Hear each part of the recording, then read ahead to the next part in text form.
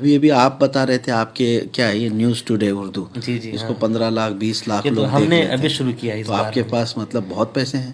السلام علیکم ورحمۃ اللہ وبرکاتہ۔ دوستان محترم، جیسا کہ ابھی آپ نے یہ انٹرویو دیکھا مفتی سلمان اظہری صاحب کا، یہ انٹرویو میں ابھی آپ کو پورا دکھاؤں گا۔ جب میڈیا نے انٹرویو لیا مفتی سلمان اظہری صاحب کا تو انہوں نے کس طریقے سے میڈیا کو منہ توڑ جواب دیا۔ میرا عزیز دوستو، انہوں نے پورا حال بتایا کہ شروع سے لے کے اب تک ان کے ساتھ کیا ہوا، اور انہوں نے کس طریقے سے یہ چیلنج کیا تھا، تو یہ اب تک کس طریقے کی نوبت کیوں آئی اور ایسا کیوں ہوا۔ پورا حال چال، پورا سب کچھ مفتی سلمان اظہری صاحب نے پورا بتایا ہے۔ آپ لوگ ان کا یہ پورا انٹرویو دیکھیے۔ اگر آپ ہمارے چینل پر نئے ہیں تو چینل کو سبسکرائب کر دیں اور اس ویڈیو کو آخر تک ضرور دیکھیں۔ آئیے دیکھتے ہیں یہ پورا انٹرویو۔ ابھی ابھی آپ بتا رہے تھے آپ کے کیا ہے یہ نیوز ٹوڈے اردو، جی جی اس ہاں، کو 15 لاکھ 20 لاکھ یہ لوگ تو ہم دیکھ نے لیتے ابھی ہیں، شروع کیا ہے اس تو آپ بار کے میں۔ پاس مطلب بہت پیسے ہیں؟ نہیں نہیں، نہیں ہے، ہاں، نارمل ہے، اس کے باوجود آپ 15 20 لاکھ لوگوں تک پہنچا رہے ہیں بات۔ ایک آدمی ہو 2 آدمی ہو، میں آپ کو بتاؤں، جب ہم نے اس پاکھنڈی کے خلاف اعلان کیا تھا، وہ ایک مسجد میں چند نوجوان تھے، 40 50 لوگ ہوں گے، کوئی بڑی کانفرنس میں ہم نے جی بیان جی، نہیں کیا تھا۔ ویڈیو دیکھی تھی ہم ہاں، نے۔ تو اب وہ جذبہ تھا، اور اس کے بعد ہم نے دیکھا مہینہ بھر نہیں گزرا ہوگا کہ ہندوستان کے ہر علاقے میں نہیں، بلکہ امریکہ ہو کہ افریقہ ہو، کہاں آسٹریلیا ہو، کہاں کہاں سے پوری دنیا کے چپے چپے سے لوگوں کے میسیجز، سب لوگ جو انتشاری کیفیت ہے، وہ چاہے پولیٹیکل ہو، سیاسی اعتبار سے ہو، مذہبی اعتبار سے ہو، رنگ و نسل کے اعتبار سے ہو، تو کون سا ایسا مرکزی محور ہے جہاں جا کر کے لوگ متحد ہو سکتے ہیں، اور اس کے طریقے کیا ہو سکتے ہیں کہ لوگ وہاں جا کر متحد ہو جائیں؟ الحمد للہ وکفا وسلام علی حبیبہ المصطفیٰ، اما بعد۔ میں مشکور و ممنون ہوں آپ کا کہ آپ نے جو زحمت اٹھائی ہے اور جو کچھ بھی میرے متعلق حسن ظن رکھا ہے، اللہ تعالیٰ مجھے اس کے مطابق بنائے۔ پہلی بات تو یہ ہے کہ انتشار اور اختلاف کی جو باتیں آپ کر رہے ہیں امت میں، یہ برسوں سے رہا ہے، اور اس امت کو ان تمام چیزوں سے جوجھنا پڑا ہے۔ لیکن پچھلے زمانے میں ایسا ہوا کرتا تھا کہ اختلافات ہوتے تھے لیکن اس کو ذاتیات پر نہیں لایا جاتا تھا۔ مسائل میں اختلاف ہونا اور ہے، فروعیات میں اختلاف ہونا اور ہے، لیکن ذاتیات میں اختلاف ہونا یہ مذموم ہے۔ آج مین بات یہی ہے کہ مشرق و مغرب، شمال و جنوب میں جتنے بھی مسلمان بستے ہیں، ہماری خاصیت صرف ایک ہی ہے کہ میں چیلنج کے ساتھ کہتا ہوں، دنیا کے جتنے بھی مذاہب ہیں، جو بھی دھرم ہیں، ان کے بانی اور فاؤنڈر کا پتہ ہی نہیں چلتا، یعنی اختلاف ہے ان کے اس میں۔ وہ سمجھ میں نہیں آتا ان کو کہ ہمارا دھرم یا ہمارا دین فلاں شخصیت سے جوڑیں کہ فلاں سے جوڑیں، ان کے ہاں الگ الگ معاملات ہیں۔ صرف یہ اسلام کی خصوصیت ہے کہ محمد الرسول اللہ صلی اللہ علیہ وسلم کی ذات پر سب جا کر جمع ہوں گے، جی بے شک۔ اس لیے کہ ہمارے امت میں جتنے بھی فرقے ہوں، حضور پاک کی ذات پر جا کر سب کو جمع ہونا ہی ہے، سوائے قادیانیوں کے کہ وہ تو ختم نبوت کے منکر ہیں۔ لیکن اس کے علاوہ بہت سارے بھٹکے، گمراہ ہوئے، اور بھی بہت سارے معاملات ہوئے، لیکن سب اپنے آپ کو بتاتے ہیں رسول پاک صلی اللہ تعالیٰ علیہ وسلم تک۔ تو کہنا یہ چاہتا ہوں میں کہ نبی پاک صلی اللہ تعالیٰ علیہ وسلم کی ذات پاک، اہل سنت و جماعت کے لیے میں یہ میسیج دے رہا ہوں، میں اسی اتحاد کا قائل بھی ہوں کہ اہل سنت و جماعت اگر ٹکڑوں میں منتشر ہیں، مختلف ہیں، تو ان کے لیے رسول پاک صلی اللہ تعالیٰ علیہ وسلم کا نام نامی کافی ہے کہ اس نام پر سب جمع ہو جائیں۔ دیکھیں آج دنیا جگا رہی ہے اسی نام پہ، آپ جی کو بے شک۔ اسی نام پہ جگا رہی ہے۔ آج دیکھیں ہمارے یہاں پر جو بھی معاملات ہو رہے ہیں ملک میں، آپ کے پیروں کو گالی نہیں دی جا رہی ہے، آپ کی مسجدوں کو، آپ کی خانقاہوں کو گالیاں نہیں دی جا رہی ہیں، سیدھے ذات رسول کو گالیاں دی جا رہی ہیں۔ تو یہ بھی ایک طریقے کا آپ کو سمجھنے کا موقع ہے کہ اب جو ہے تمام چیزیں اگر ہمارے درمیان کچھ بھی ہے چھوڑیں، اور حضور پاک صلی اللہ علیہ وسلم سے جو ہمارا رشتہ، ہماری ڈور بندھی ہوئی ہے، اسی پر آ جائیں۔ اختلافات ختم کرنے کا اور اپنے دل کو وسیع کرنے کا یہ سب سے بہترین طریقہ ہے۔ اس گنبد خضرا کی چھاؤں میں سب اپنے آپس کی تمام چیزیں بھول سکتے ہیں، اس لیے کہ یہ پریکٹیکلی بات ہے۔ مدینہ طیبہ میں جب رسول پاک صلی اللہ تعالیٰ علیہ وسلم تشریف لائے تو حبشہ کے بلال رضی اللہ تعالیٰ عنہ جو کالے تھے، ہاں، اور دوسرے حضرت فارس سے حضرت سلمان، روم سے حضرت صہیب، اور کہاں کہاں سے سب آئے جمع ہوئے، اور وہ سب سگے بھائیوں سے زیادہ عزیز ہوئے. بے شک بے شک. تو وہ کون سا دامن تھا اور کون سی چھاؤں تھی جس میں آ کر کے وہ برسوں پرانی اپنی جہالت یا اپنے دشمنیوں کو ختم کیے؟ وہ صرف دامن رسول ہے. وہ آج بھی ہے اور کل قیامت تک رہے گا.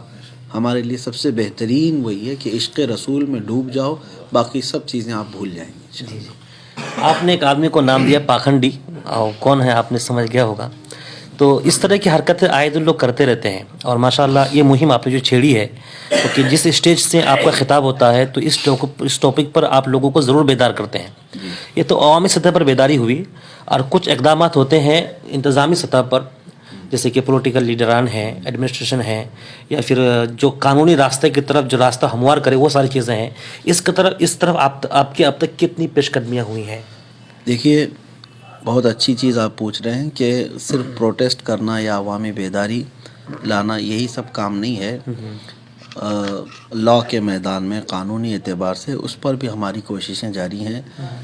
آپ کو پتہ ہوگا کافی پہلے ہی، سال بھر گزر چکے، میں سپریم کورٹ کے لائر سے ملا تھا، اور ہم نے ایک پرستاؤ ان کے سامنے رکھا بھی کہ ایک ایسا بل بنایا جائے جو رسول پاک صلی اللہ تعالیٰ علیہ وسلم کی جو بھی توہین کرے اس کی سزا مقرر کی جائے. آلریڈی جو ہے انڈیا میں کچھ قانون بنے ہوئے ہیں، 153 یا غالباً 295 یا ایسے اس آرٹیکلز ہیں جس میں کسی کو بھی اکسانا یا کسی کے خلاف بولنا دھارمک اعتبار سے، لیکن وہ آرٹیکلز اتنے ہلکے بنا دیے گئے ہیں کہ اس کے تحت کیس تو درج ہوتا ہے، لیکن آن دا اسپاٹ لوگ جو ہے نا بیل لے کے چلے جاتے ہیں، یا زیادہ سے زیادہ تھوڑے دن کے بعد جب معاملہ ٹھنڈا ہو جائے تو آسانی سے بیل ہوتی ہے. ہماری مانگ یہ تھی کہ کسی بھی دھرم کے مقدس، چاہے یہاں پر مسلمانوں کے نہیں، سارے لوگوں کے لیے،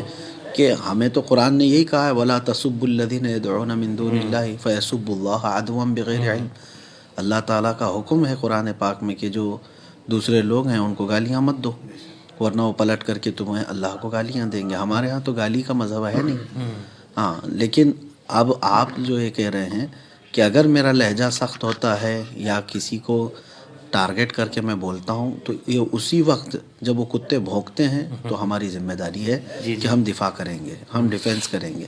ہم نے تمہارے ماں باپ پہ حملہ تو نہیں کیا اور نہ ہی تمہارے مقدسات پہ کیا. ہاں، وہ فیلڈ چنتے تو وہ ایک الگ فیلڈ تھی.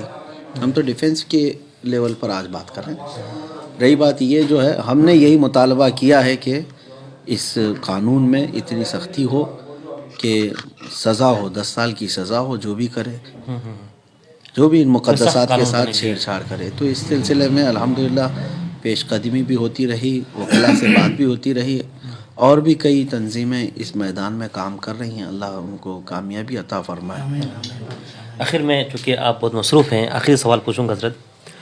اس وقت مسلمانوں کے پاس میرے خیال سے پیسے ہیں، بہت ساری خانقاہیں ہیں، بہت سارے لوگ ایسے بھی ہیں، لیکن ان کے پاس اپنی آواز کو دور تک پہنچانے کے لیے کوئی ایسا ذریعہ نہیں ہے. مثال کے طور پر میڈیا، اپنا کوئی پرنٹ ہاؤس یا ایسی کوئی چیزیں. تو اس طرف لوگ کیسے پیش قدمی کریں؟ کیا وجوہات ہیں کہ لوگ اس طرف پیش قدمی نہیں کرتے ہیں؟ اور کیا وہ چیزیں ہیں جس کے ذریعے جس کو اپنائیں گے ہم تو یہ تمام چیزیں ممکن ہو سکتی ہیں؟ جی، میں دیکھیے، یہ احساس کمتری والا سوال ہے. آپ نے پہلے تو یہ سوال کیا کہ مسلمانوں کے پاس پیسے ہیں جی، اور بہت ساری چیزیں ہیں، اور آپ اس کو اپنا کے اپنا پیغام دوسروں تک نہیں پہنچا سکتے. ابھی آپ بتا رہے تھے، آپ کے کیا ہے یہ نیوز ٹوڈے اردو، جی، اس کو 15 لاکھ 20 لاکھ لوگ ہم نے دیکھ لیتے ابھی ہیں. شروع کیا ہے. تو آپ کے پاس مطلب بہت پیسے ہیں؟ نہیں ہیں، نارمل ہیں. اس کے باوجود آپ 15-20 لاکھ لوگوں تک پہنچا رہے ہیں بات. تو دوسرے لوگوں کے پاس بھی یہ آپشن ہے نا. اور رہی بات، آپ کو کبھی یہ سوچنا ہی نہیں ہے کہ ہمارے چاہنے سے کیا ہوگا. ہاں، ایک آدمی ہو، 2 آدمی ہو. میں آپ کو بتاؤں، جب ہم نے اس پاکھنڈی کے خلاف اعلان کیا تھا، وہ ایک مسجد میں چند نوجوان تھے، 40-50 لوگ ہوں گے، کوئی بڑی کانفرنس میں ہم نے بیان نہیں کیا تھا. ہاں، تو اب وہ جذبہ تھا.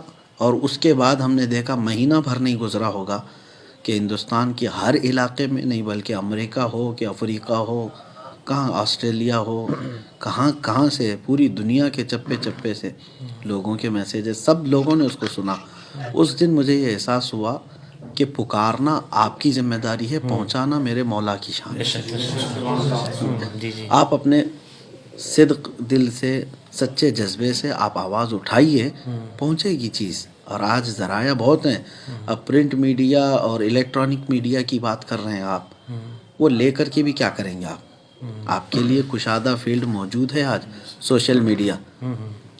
سوشل میڈیا اس سے بڑا پلیٹ فارم رکھتی ہے جو پرنٹ میڈیا۔ اب تو لوگ پیپر کون پڑھتا ہے؟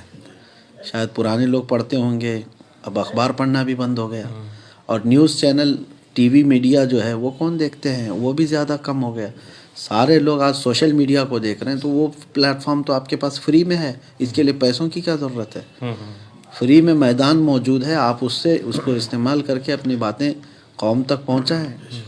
پلس تو اور بھی معاملات ہیں آپ کے پاس ذہن سازی کرنے کے، علماء کرام جو ہے اپنے پیغامات اس کے ذریعے سے پہنچائیں، خالص یہی نیت، پھر دیکھیں اللہ تبارک و تعالیٰ کی طرف سے مدد بھی ہوگی انشاءاللہ۔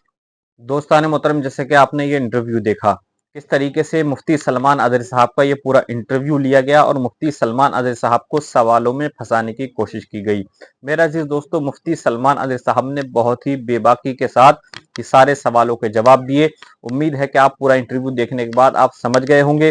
ملتے ہیں انشاءاللہ آنے والے اپڈیٹ کے ساتھ۔ السلام علیکم ورحمۃ اللہ وبرکاتہ۔